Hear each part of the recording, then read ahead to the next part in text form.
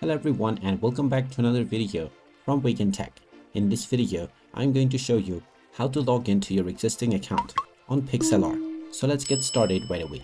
First of all, open up your web browser and then in the address bar type in pixlr.com and press enter. You will now be taken into the official Pixlr website.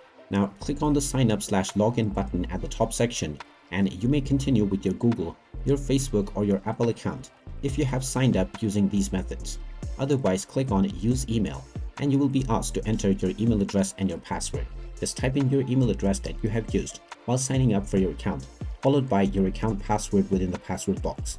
You can then click on the login button and now you will be logged in to your Pixlr account right away. In case you have forgotten your password, you can click on the forgot password button within the login screen to reset your credentials. And there you have it.